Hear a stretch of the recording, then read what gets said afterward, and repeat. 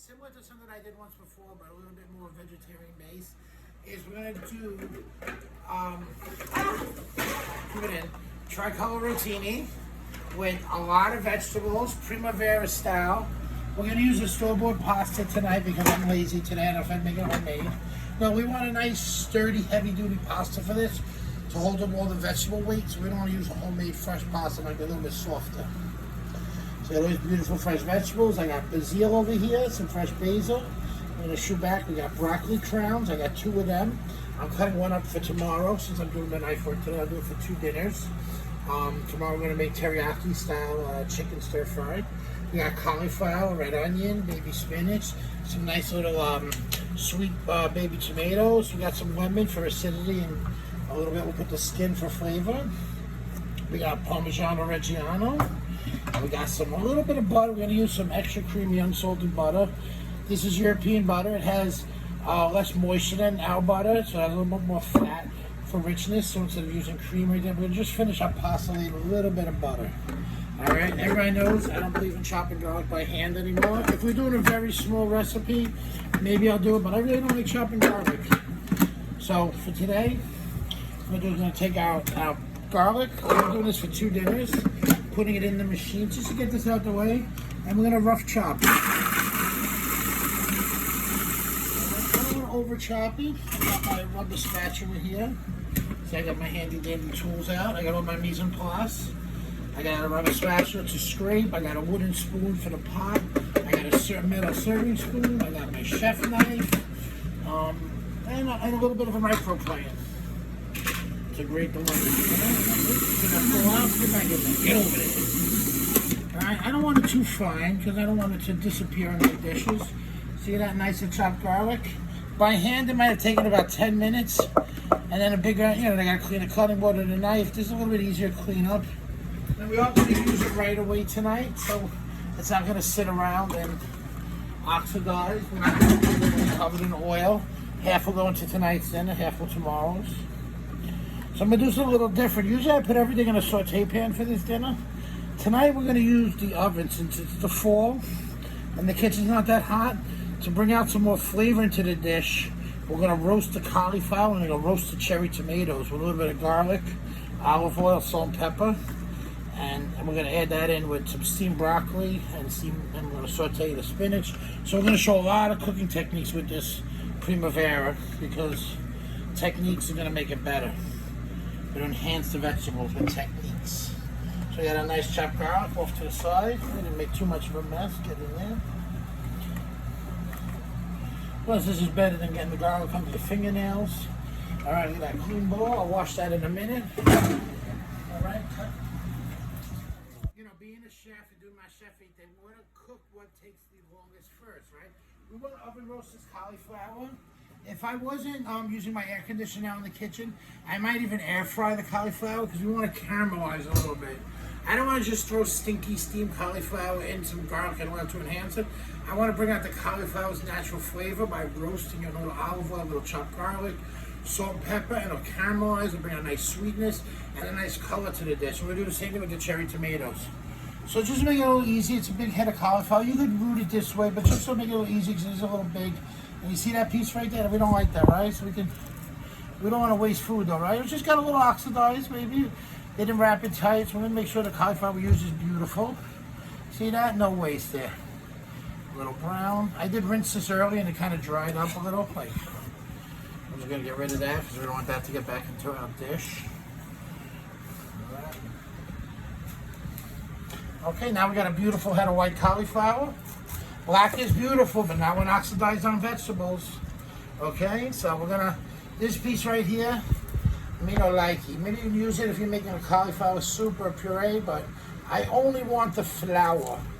All right, the flower, I want them like that, so I want them pretty small. So I'm just gonna work my way around the head of cauliflower. Let's get these little florets, they're called. Little florets. Okay, I don't have to cut up the whole cauliflower, see that? And I'm just working my way around the cauliflower with the tip of the knife. See, as I go around, I open up more florets. I'm opening up a little floret studio here. See, look how easy that is. You can do this with a much smaller knife, but, chefs use their chef knife. It's an all-purpose tool. You might get a big floret from the middle. We'll chop that down. Now look at that. That's just roots. Now if you wanted to make a super puree, you can take off the greens. I'm gonna put that in the sink for just a minute. We'll throw that out afterwards. Oh, you know what? I'm gonna make a little garbage tin here in my sink. All right, so I want to make sure they're all around the same size so they cook evenly. Those look good. You're a little big, Bobby, so we're gonna cut you in half. Oh my God, serious? You don't like big pieces of cauliflower? You hear him back there, right? That's serious. He's giving his review of big piece of cauliflower. He says, no bueno, Daddy. Okay, so we'll cut that down. It's still a little big, but we'll let it go. Maybe I'll have a little al dente piece. I'll give that to my wife. She's videotaping, by the way. I'm not talking smack. See that? I broke that big floret down. No big deal, right? And I'm gonna do one more time for tomorrow. So I'm gonna just go again a little faster. So see, now I'm the chef, right? Chef speed. First time, I can bring it a little faster, right? Pasora. Keep my florets the same size. Bada bing, bada boom, a little big. So it's not a big deal to chop the cauliflower. All right, they get a little big. We'll break them down. Look, see that floret that didn't fall off before? See, they didn't fall off. So the one thing I don't like, it's a personal pet peeve. Some people do. I don't like the roots on broccoli and cauliflower. I'm old. My teeth ain't as good. I want a nice piece. The roots are a little bit more woody to me. They don't cook the same as the florets. If you're gonna use the woody part, in my opinion, use it for something else. Don't serve me no wood. Nudge, nudge, say no more. And cut. I took a little bit of my florets out for tomorrow. I think that's enough cauliflower for 2 people for dinner. I don't like this. So I'm gonna hit it with a little bit of fresh pepper. Now pepper's like a berry. It's fresh. There's these little things in there. When you use old pepper, it's bitter and nasty. So I'm always growing fresh. I got a little bit of actually a little Italian sea salt here, right? To get my Italian pasta. All right.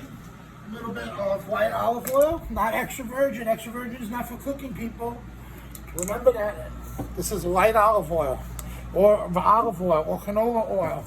You could use extra virgin olive oil for cooking, but it's not its main purpose. It's a finishing oil. Get that nice and tossed together. I don't want my hands dirty yet. I'm going to use the same bowl for our tomatoes. All right. I'm going to take these, put them in a little. Oh, we forgot an ingredient. Chef. What about the garlic, Chef? Let's get some garlic in there. Too much? Yeah, a little bit. Nah, just kidding. Never too much. Gotcha. All right, let's get that tossed in there. We're doing pasta, garlic, and oil. Aglio e olio in Italian. See that? I'm bilingual, that is. I dropped something. Don't tell me. Goes in the garbage. Okay. We got our cauliflower. We're going a little pie tin here. You want this laid out in a thin layer. All right. Look at all that garlic, though. We're gonna waste that? Hell no, Chef. That's garlic, man. We just chopped that. Look, we don't want to waste that in the bowl. Look. Get that in the dish. All right, because we want this bowl to use for the tomatoes. We'll do the same thing with the tomatoes. Get that in there. I'm going to get this in a very hot oven, as hot as my oven gets, maybe 425 to 475. And we want to get it nice and caramelized. So that hot oven. Ooh, child, get that in there. Heat rises, so we're going to cook it on the top of the oven. Now, using the same mise en place, I'm going to save the bowl. Save on dishes. That's our serving spoon at the end. Now I'm going to take these tomatoes, cut them in half. There's a little trick for cutting tomatoes in half. If you want to, you can go, if you want to hold them down, you can do it this way if you got some skills. Oh, what? You got some there? That was what's called two-foot. There's another way if you use 2 lids. You guys want to see a trick? Everyone bear with me. Let's see, it's ready, ladies and gentlemen. 2 lids. You know, you're in a rush and you got the ingredients, you can take a lid like this, right? Check this out. Try and find ones that are similar size. Let's do 6. All right, put the other lid. Find the middle of the tomato, and if your knife is sharp, you cut them in half. Look at that. Ever see that? 6 at once. What? Tricks. That's a little hard to film, but I tried. All right, we're giving it our best. We don't need all these tomatoes and vegetables. We're making pasta for, well, maybe for 2 nights. And these are going to shrink a little. We're going to roast them. They're going to come nice. We're going to put a little, I wish I had some dry herbs here, which I don't. But we'll just put some fresh basil when they come out of the oven. A little Parmesan cheese. Cut these in half. I don't like doing that trick, by the way. I just think it's, just wanted to show it. I think it's just as easy to cut it by hand. You got a good sharp knife, and you have hands like mine, it's no big deal. I think that's enough tomatoes for two. I'll save some of these in something else. Just dropping stuff. Alright, I'm going to throw this back in the bowl. Still got a little garlic and oil in there, we can recycle. Let's not forget to do a little lighter on the garlic this time. We don't want to burn. Alright, this is, you definitely want to salt tomatoes to bring out their flavor. Tomatoes need salt, like in a bad way. Don't forget the fresh pepper. Pepper. And a little bit of aceite.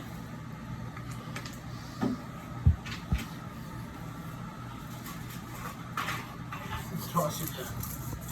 I'm just going to throw them in the oven and roast them. Alright, so a nice flavor on them. Alright, that can be washed. I'm going to do it up in roast it. Oh, I missed one. I think I should. It would have been alright. One missed. You know, I'm going to do them though, something. I don't want to lose the juice. So I'm going to put them all the same side up so they roast. We don't want the liquid to fall out. There's a hole. I'm going to leave that in there as an experiment. There's a little baby one. Alright, so we're going to just flip them so they got the meat side up. Okay, you don't see that? Now, if you want, you can put a little fresh herbs on top. You can put some. Should we put some cheese in? Yeah. Let's put a little cheese. Let's see what happens. Let's go crazy. A little Parmigiano Reggiano. Not too much. So we'll have a little garlic and cheese roasted tomatoes. We'll get these in the oven at about 475 degrees level. We're gonna blast them up. Looks pretty, don't it? And finish out with some fresh basil. Well, you have a little mozzarella and you have a nice little supper dish, right? And we're gonna roast you, set it, and forget it. All right, we're gonna cut for a minute and we'll be back.